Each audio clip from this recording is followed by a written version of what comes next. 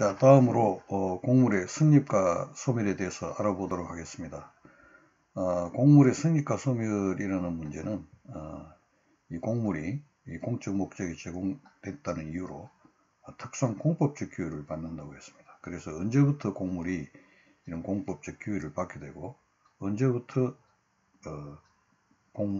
공법적인 특수한 규율에서 벗어나게 되는가 하는 그런 문제와 관련되어 있기 때문에 그 점에 유의해서 보게 됩니다. 곡물이 예를 들면 소멸을 하면은 그때부터는 행정재산이 아닌 일반재산으로 되기 때문에 그때부터는 이제 이 사법적인 규율을 받는다, 이제 이런 이야기가 나오죠. 그래서 그 점을 염두에 두고 곡물의 성립과 소멸에 대해서 공부하면 되겠습니다. 그리고 이제 곡물에는 우리가 공공용물과 공용물과 보존물이 이 세 가지 종류가 있어서 이 곡물의 종류별로 곡물의 성립과 소멸을 봐야 됩니다. 그리고 그 중에서 먼저 이제 중요한 공공용물, 그 중에서 공공용은 다시 이제 이 도로와 같은 인공곡물과 하천 같은 자연곡물로 나눠지는데 그 인공곡물에 대해서는 도로를 중심으로 보고 자연곡물에 대해서는 하천을 중심으로 그 성립과 소멸의 시기에 대해서 알아보도록 하겠습니다. 우선 그 인공곡물인 도로에 대해서 보면 언제 곡물이 성립하는가? 첫째는 곡물이 형체적 요소를 갖춰야 되고 그 다음에 의사적 요소로서 공용 개시행 이 두 가지가 있어야 곡물이 성립이 됩니다. 그래서 곡물은 공적 목적에 제공돼서 그 공공의 사용에 제공되는 것이기 때문에 그 사용될 수 있는 공공의 사용에 제공될 수 있는 형체적인 요소를 갖춰야 되고 그 다음에 이제 이 곡물 주체가 관리 주체가 이것을 공적 목적에 제공한다. 이제부터 공법적 규율을 받아야 되니까 이제부터 공적 목적에 제공한다는 그런 의사표시, 이 공용 개시 행위 이 두 가지가 있어야 됩니다. 형체적 요소를 갖출 것, 그 다음에 공용 개시 행위, 의사적 요소 이 두 가지를 갖춰야 비로소 곡물로 성립하게 됩니다. 그래서 예컨대 이제 도로 같은 경우에 그 형적 요소를 갖추려면은 첫째는 먼저 그 도로를 어디에 둘 것인가를 위치 결정해야 될 것이고 그 위치에다가 도로를 개설하려면 그 소유자로부터 어떤 권한을 취득해야 될 건데 예를 들면 그 매입을 해서 하든지 또는 수용을 해서 소유권 하든지 아니면 뭐 임차를 하든지 이제 이런 방법으로 용지 취득을 해야 될 것이고 그 다음에 이제 그 도로 공사를 해야 되겠죠. 이런 방법으로 하게 됩니다. 그리고 이제 그 도로는 일반 공중이 사용하는 것이기 때문에 그에 관련되는 이해관계들이 많습니다. 그래서 이런 위치 결정이나 이런 거 할 때는 반드시 그 일반 주민이나 국민의 의견 수렴 절차를 거쳐야 될 것이고 또 아까 이야기한 대로 이 도로는 환경에 주는 영향이 큽니다. 그래서 필요한 경우에는 환경 영향 평가 이런 절차를 거쳐야 된다. 이제 이렇게 보겠습니다. 그래서 우선 위치 결정이 나오는데 도로를 위치 결정 어떤 시점에 있다고 볼 것인가 하는데 첫째 이제 도로를 하려면 우선 그 노선을 인정합니다. 노선을 인정하고 그 다음에 도로구역의 결정고시 그 노선 인정과 도로구역의 결정 고시가 있으면은 그때 도로의 위치가 이제 결정된다고 볼 수 있고 또 이제 우리 도시계획법에 보면 도로는 도시계획 시설의 하나로 되어 있습니다. 그래서 이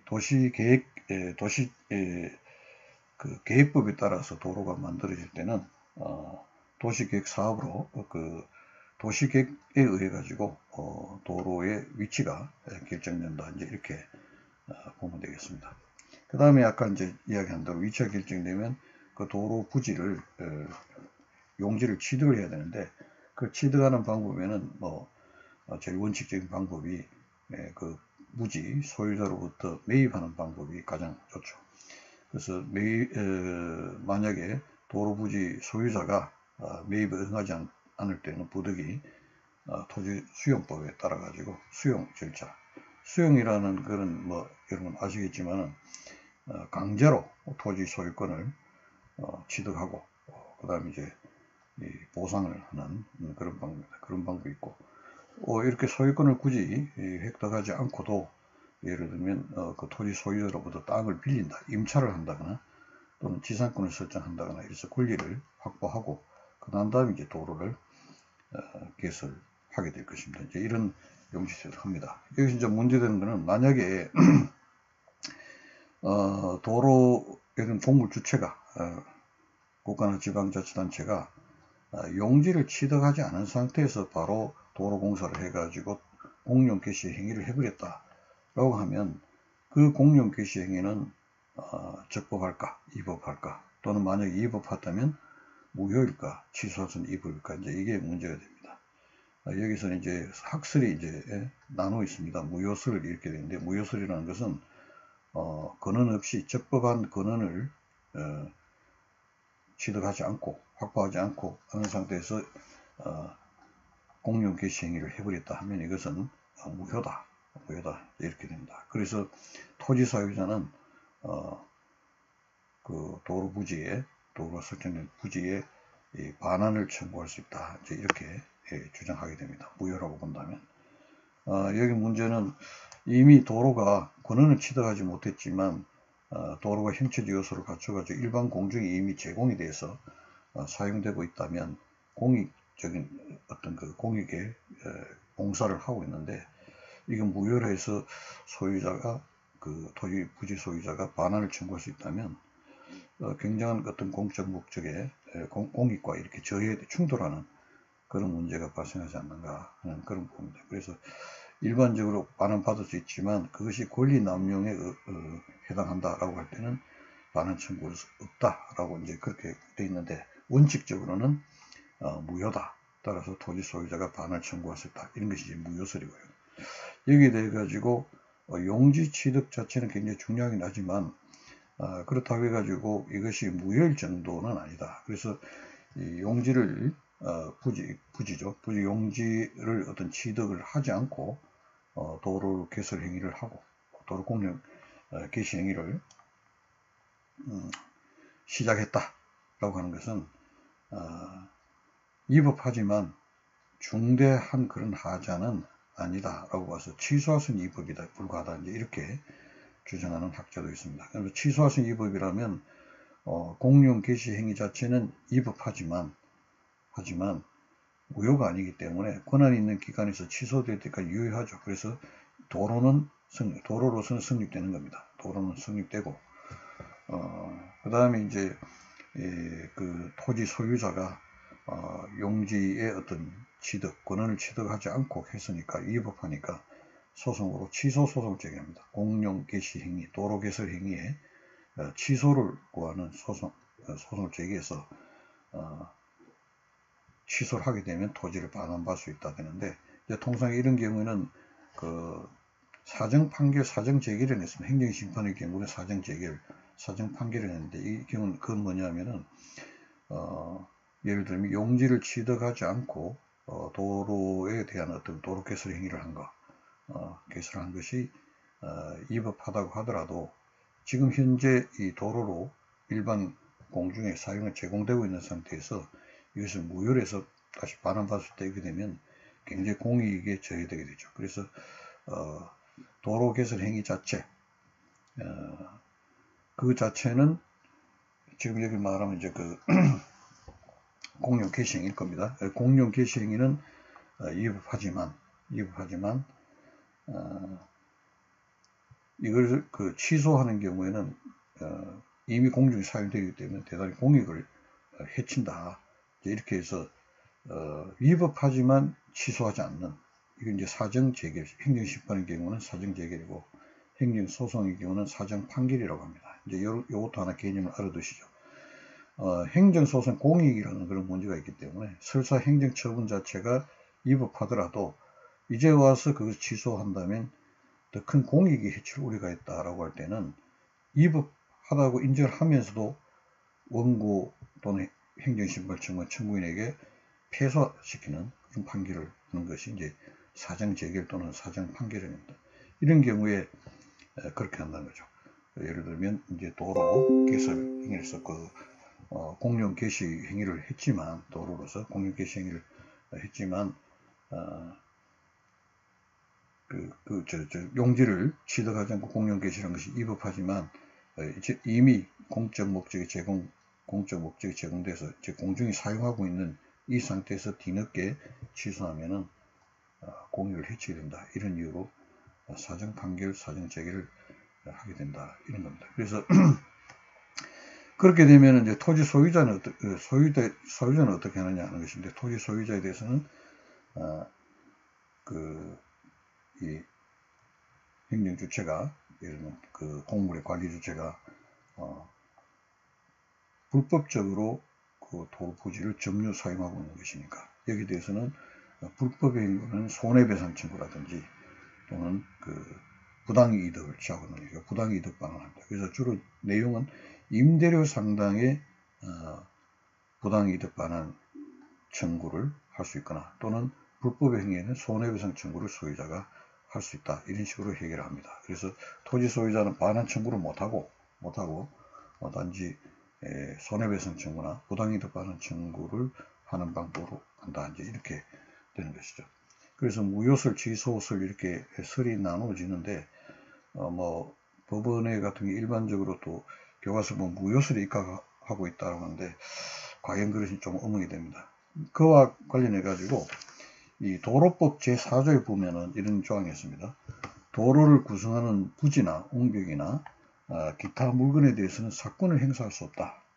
다만 소유권을 이전하거나 저당권을 설치하는 경우에는 사건을 행사할 수 있다. 이렇게 도로법 제4조에 되어 있습니다. 이건 뭐냐? 도로를 구성하는 부지, 옹벽, 그 밖의 물건에 사건을 행사할 수 없다. 이 이야기는 예를 들면 용지 취득, 권한 없이 예를 들면 도로 공사를 하고 도로 개설에 그걸 뭐라고 그러니까 공용 개시 행위를 이미 해버리고서 도로가 되어버리면 그 토지 소유자는 사건을 행사할 수 없다. 그래서 반환을 청구할 수 없다고 도로법에 규정이 되어 있습니다.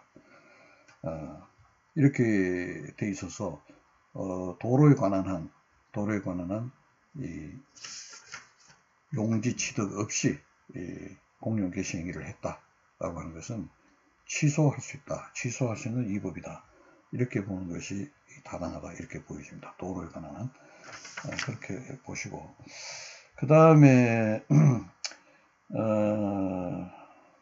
공물의 이제 관리 주체가 용지 취득에서 소유권을 취득했다고 하더라도 그걸 반드시 등기를 해야 됩니다. 자기가 등기하지 않은 상태에서 다른 자가 이중으로 또 매입을 해서 먼저 등기를 해버리면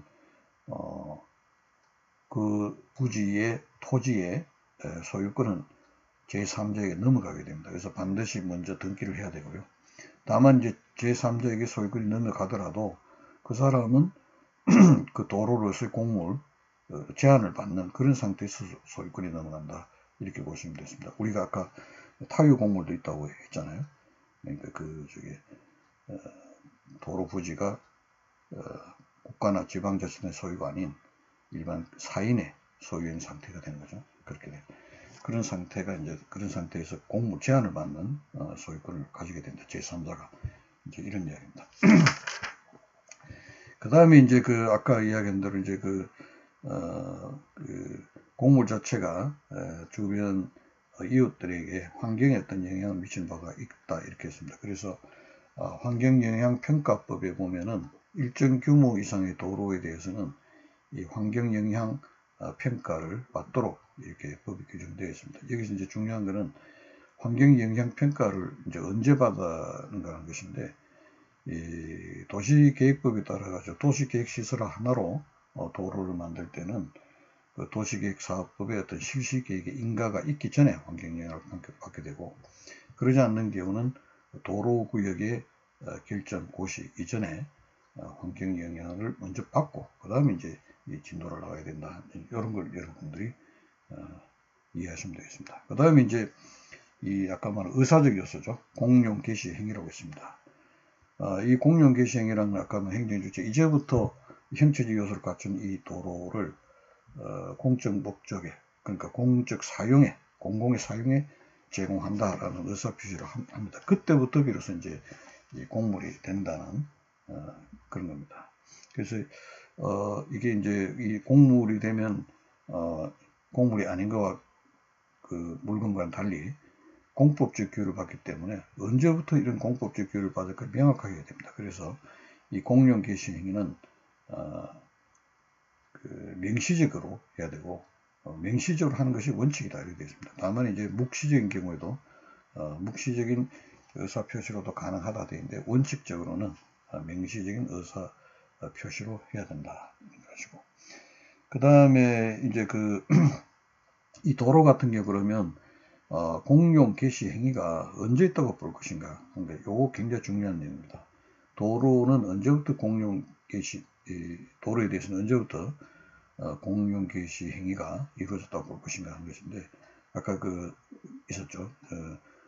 그 노선을 인정하는 시점이냐, 또는 도로구역의 결정고시를 하는 시점이나, 또는 그 세 번째로 이제 도로를 사용한다고 사용 개시를 공고하는 시점이냐, 이제 이렇게 세 가지로 나눠지는데, 우리 그 학설과 다수설은 도로구역의 결정고시라고 봅니다. 그걸 공용 개시 행위라고 이제 봅니다. 다수파는 여기 이제 우리 교재로 나와 있는 박균성 이 교수님의 교과서 보면 도로구역의 결정고시를 공용 개시 행위라고 보지 않고 도로 사용 개시 공고를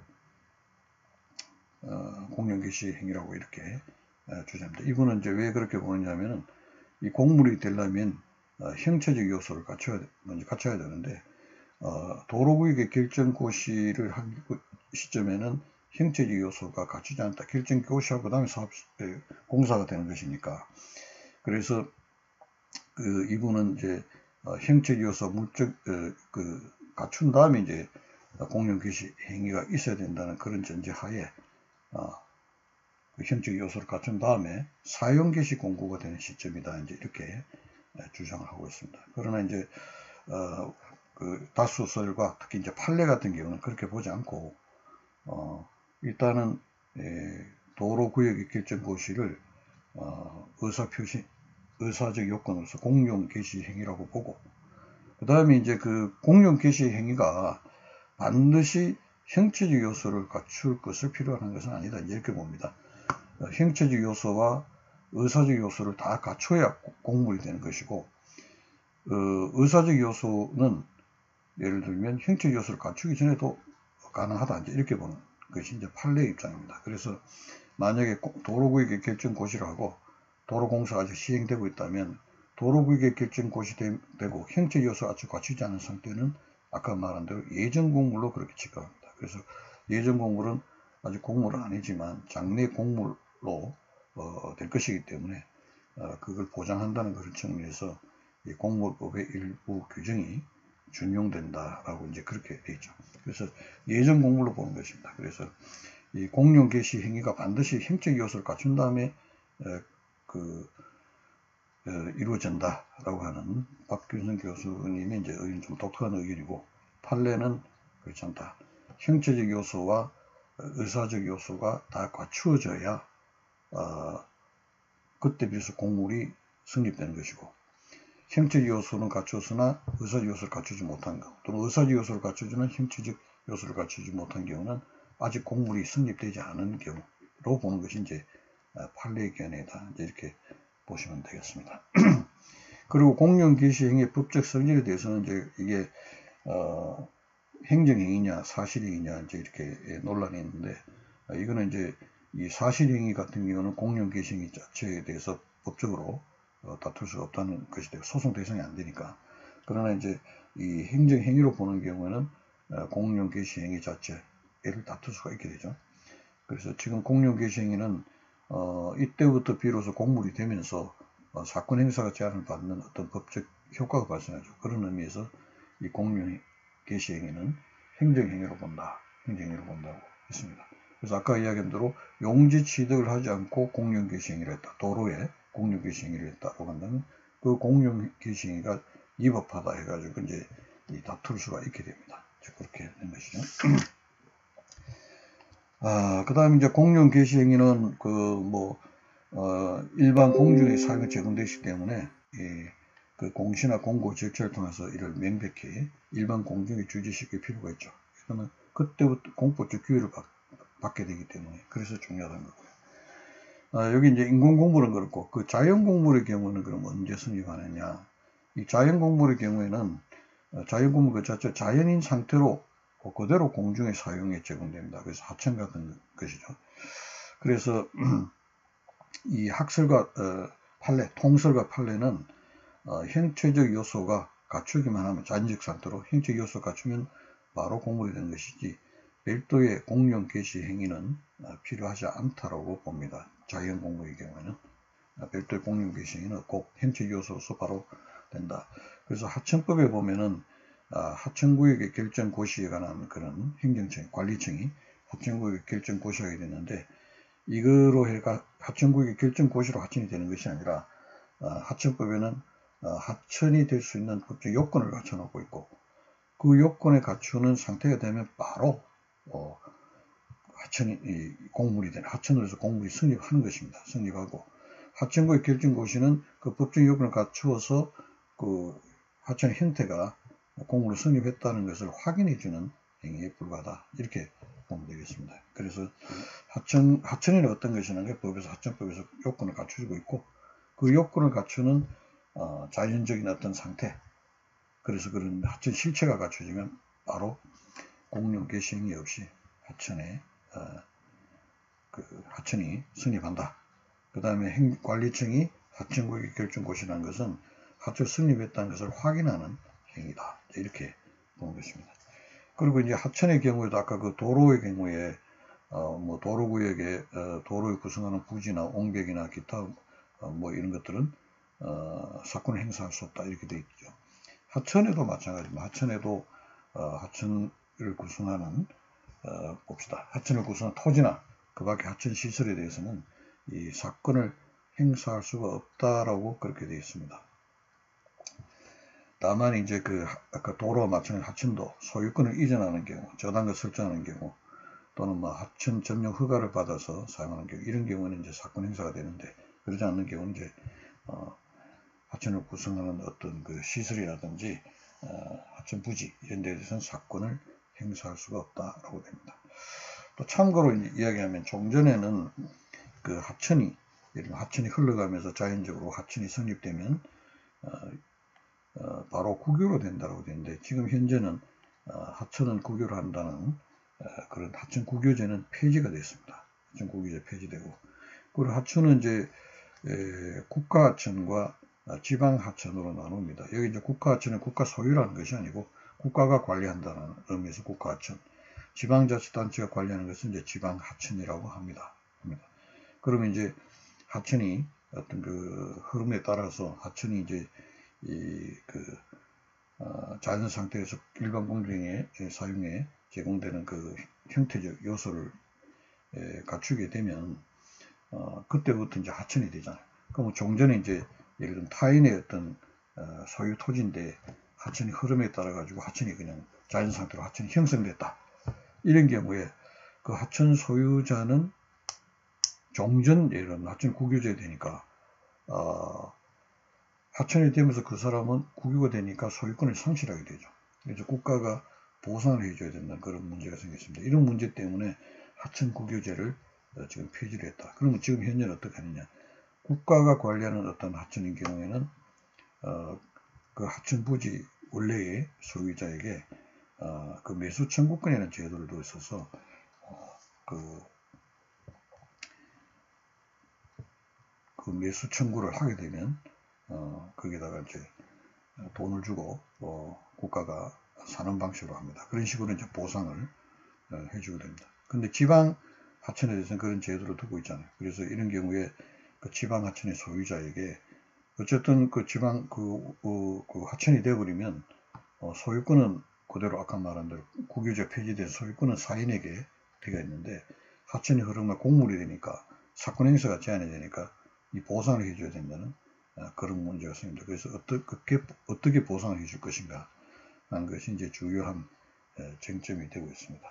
그렇고 그 다음에 이제 우리가 아까 이 자연 하천 같은 자연 공물에는 공용 개시행위가 필요 없다고 했죠. 자연 상태로서 공중에 사용에 제공이 되면 그런 형체적 요소를 갖추면 바로 없다고 했는데, 이제 학설에 따라서는 명시적이든 묵시적이든 공룡 지정 행위, 공룡 개시 행위가 필요하다라고 하는 학설도 있다, 참고로. 그래서 우리 하천에서 아까 법에 정한 요건이 하천에 이런 것이다, 법에 정한 요건을 정해놓고 그게 자연의 흐름이 그런 식의 그 하천이 그대로 그 요건에 맞춰 형성되면 바로 된다 했는데, 그것을 법규한 공룡 지정 행위다라고 하고, 또 뭐 해변 같은 경우는 관습법상 뭐 공룡 지정 뭐 이렇게 주장하는 학자도 있습니다. 이제 그렇게 참고로 하시고, 그 다음에 이제 공용물이죠. 여기 이제 그 공공용물에 대해서 인공공물인 도로와 이제 그 자연공물인 이제 하천에 대해서 성립에 대해서 알아봤으니까, 그러면 공용물은 언제 성립하느냐?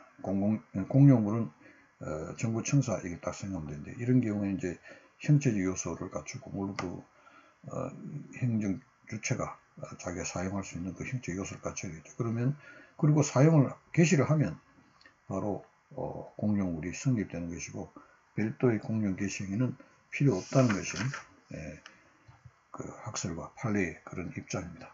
그 다음에 이제 공적 보존물 또는 보존공물인데, 이 경우에는 이제 그 물건의 현상을 그대로 보존할 필요가 있다, 공익을 위해서. 이제 이런 것일 때 이제 공적 보존물인데, 하려면 당연히 이 공적 보존물로 지정하는 행위가 있어야 될 것입니다. 이렇게 되고, 이렇게 해서 이제 공물의 성립에 대해서 알아봤고, 그럼 공물은 언제 소멸하느냐 하는 것입니다. 그래서 이것도 공물별로 살펴보면, 첫째 이제 공공용물 중에서 인공공물 보겠습니다. 인공공물은 이제 도로를 보면 우선 공용 폐지 행위가 있어야 됩니다. 그래서 공용 폐지 행위라는 것은 이제는 일반 공중의 사용에 제공하지 않겠다라는 의사입니다. 이 공용 폐지 행위는 아까 마찬가지로 공물관계의 법률관계가 공법적인 특수한 공법적 규율을 받는 그게 언제부터 받게 되면 명확하게 되기 때문에 명시적인 의사로 하는 것이 원칙이고, 묵시적인 공용 폐지도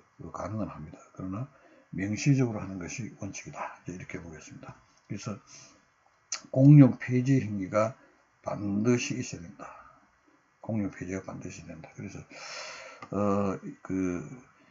두 번째, 형체적 요소를 예를 들면 없었다. 우리 공물의 성립에는 형체적 요소와 그 다음에 의사적 요소인 공용 지정행위 또는 폐지하는 공용 폐지 행위가 있어야 되지 않냐. 그래서 공물로서 형체적 요소가 없어지면 공물 성립 요소인 형체적 요소가 없어지게 되니까 그 공물로서 이게 폐지 소멸이 되는 것이 아닌가 하는 논란이 되는데, 우선 이제 형체적 요소가 소멸됐다고 하더라도 그것이 회복 가능하다라고 한다면 여전히 그거는 공물로서 그대로 존재한다고 할 것입니다. 그러나 이 공물로서 소멸하고 도저히 이 사회 통념상 회복되기 불가능하다, 이런 경우에 그러면 별도의 형체적 요소가 두 가지, 형체적 요소와 의사적 요소 두 가지가 있었는데, 형체적 요소가 하나 없어졌으니 공물로 이미 소멸되는 거 아닌가 하는,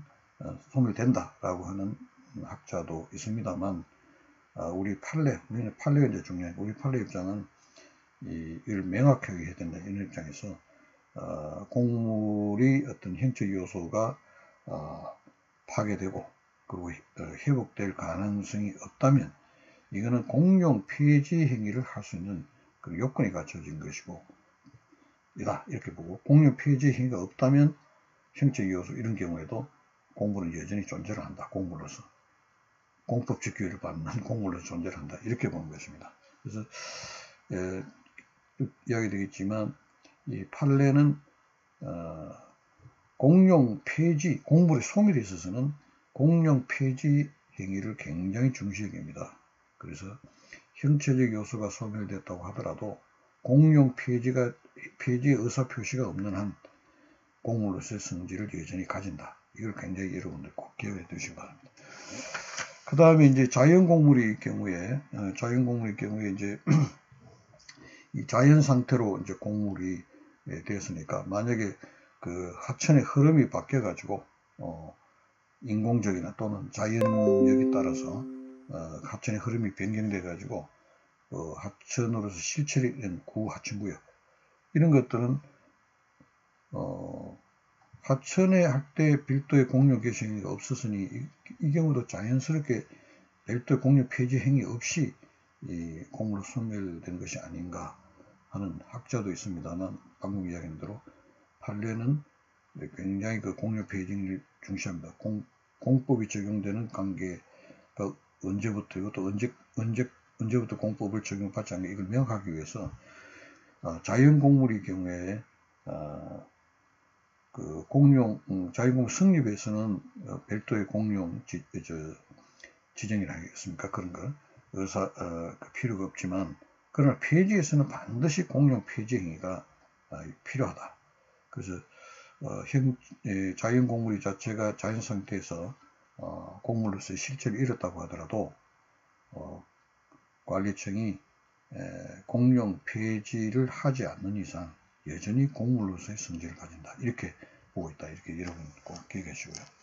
그 다음 공룡물 있죠. 공룡물도 공룡물 어떻게 있습니까? 공룡물 성립할 때는 형적 요소를 갖추고 관리청이 직접 자기가 사용하면서 바로 공물로 되는 것이지 별도의 공룡 개시 행위는 필요 없다라고 그렇게 했습니다. 그러나 그렇다면 이제 이 학자들 입장에서는 공룡 개시 행위가 필요 없었으니 공물이 이렇게 형적 요소가 없어졌다면, 공룡물 형적 요소 소멸됐다면 공룡 폐지가 의사표시가 없더라도 공룡물에서 공물 성립 쪽에 소멸되는 거 아니냐 이렇게 하는데, 판례는 여기에 대해서도 비록 공룡물 성립할 때 공룡 개시 행위가 요구되지 않는다 하더라도 공물에서 소멸할 때는 반드시 공룡 폐지 행위가 필요하다. 공룡물의 경우도 그렇게 인정하고 있습니다. 그 다음 공적 보존물, 보존공물의 어떤 소멸이죠. 여기 이제 그 보존공물 문화재 같은 이런 것이 예를 들면 소멸을 했다, 형적 요소가 소멸했다, 이런 경우에 공적 이게 공물로서의 그 공물이 소멸되는 것인가 하는 그런 문제가 있는데, 이 경우에도 판례는 이 문화재가 어떤 소멸됐다, 형적 요소 소멸됐다는 것은 공룡 폐지 행위를 하기 위한 어떤 요건에 불과하신 거고, 만약 공룡 폐지가 없다면 여전히 공물로서 공물로서 존재하고 있다, 이렇게 봅니다. 좀 여러분 이상한 생각이 들지만, 예를 들면 몇 년 전에 그 남대문 숭례문입니까? 숭례문이 화재로 소실되었습니다. 이런 경우는 이제 공적 보존물의 형적 요소가 소멸되죠. 그러나 복원이 되지 않습니다. 그죠? 그래서 형적 요소가 소멸됐다고 하더라도 이게 공적 보존물이 복원될 수도 있다. 또 복원 여부 결정 시까지는 공부법상에 이 제한을 유지할 필요가 있다. 이런 입장. 이제 이런 입장에서 보면 이제 이해가 되려고 합니다. 그래서 공물이 성립되고 그게 공공용물이든 공용물이든 보존 공물이든 간에 공물이 성립하는 시점에서는 이 공용 개시 행위가 어떤 경우는 인정되는 경우도 없고, 그거 없어도 형적 요소 갖추면 된다, 이렇게 보는 경우도 있지만, 공물이 소멸하는 경우에서 공용 폐지행위, 공물 관리청 또는 관리 주체의 공물 폐지 행위가 반드시 필요하다. 그래서 공물의 폐지가 의사표시가 없는 한 공물에서 성질을 상실하지 않는다. 이 점을 꼭 기억해 두시기 바랍니다. 이 판례가 그런 경향을 취하고 있다.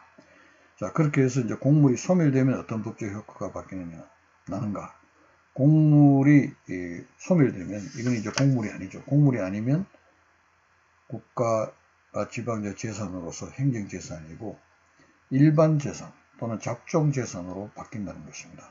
그것은 일반 재산, 잡종재산으로 바뀌니까 이제는 행정재산으로서의 어떤 성격을 잊게 되고, 따라서 공법적 규율을 받지 않게 된다. 이제 이런 결과가 발생을 하게 됩니다. 자, 이상으로 공물의 성립과 소멸에 대해서 보고 다음에는 공물의 어떤 법률적 특성에 대해서 알아보도록 하겠습니다.